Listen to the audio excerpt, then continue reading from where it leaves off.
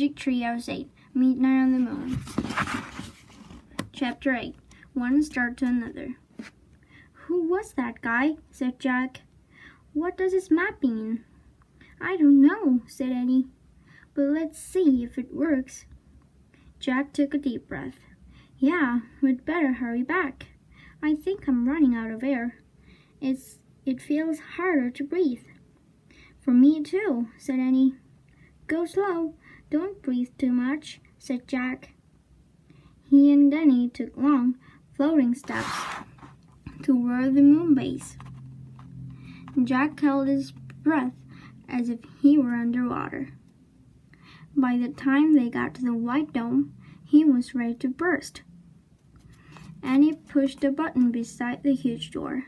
It slid open. They hurried into the airlock. The door closed behind them, and the door to the hallway opened. Jack opened the visor of his helmet. He took a long, deep breath and let it out. "Ah!" "Let's get out of this suit," said Annie. "Good idea." Jack was dying to free his arms and legs.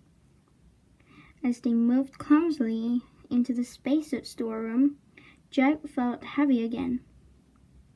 He and Danny unlocked each other's helmets, gloves, and boots and pulled everything off.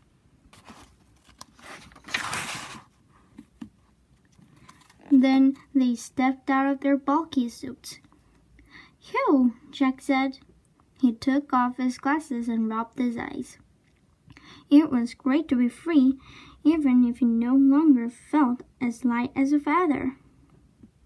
"Hurry, Peanut's waiting," said Annie.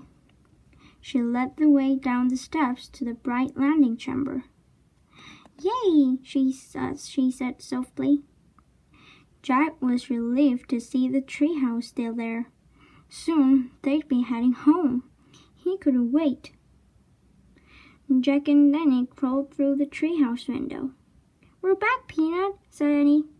Squeak! Peanut ran to the letter M. "We missed you," said Annie.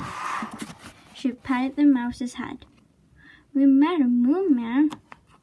"Sorry, Peanut, but you have to move," said Jack. We have to put the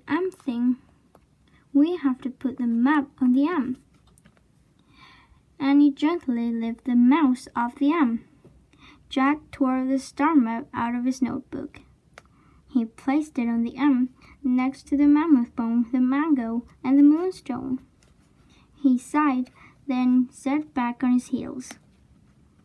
"Hand me the Pennsylvania book," he said. They needed the Pennsylvania book to get back home. There was silence. Jack turned and looked at Annie. "It's not working, Jack," she said. "The book's not here." "What? Was the map the wrong thing?" They looked around the treehouse. "It's definitely not here," said Annie. "Oh no!" Jack's heart sank. He picked up the star map and stared at it.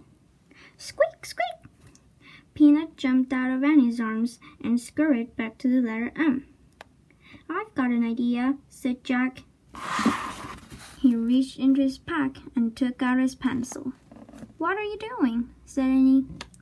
"You know how you draw a constellation?" said Jack. "You connect all the stars. What happens if you try that?" He drew a line from one star to another. He kept drawing until all the stars were connected. "Let me see," said Annie. Jack held the paper out so they could both study it. "It looks like a mouse," said Annie. "Yeah," said Jack.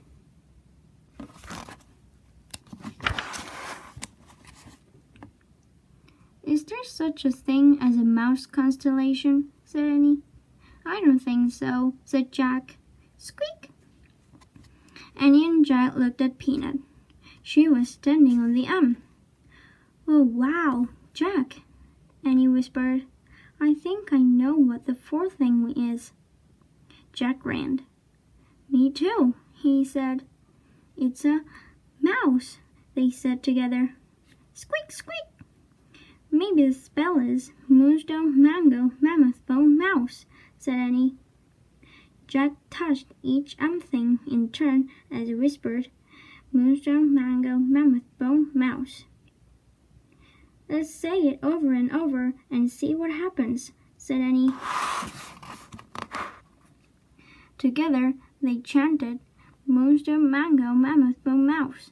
Moonstone, Mango, Mammoth Bone, Mouse. Suddenly, a bright light filled the treehouse. The light got brighter and brighter and brighter. The brightness was blinding and whirling. The air spun with brightness. Then everything was clear. Peanut the mouse was gone, and Morgan Le Fay stood before Jack and Danny.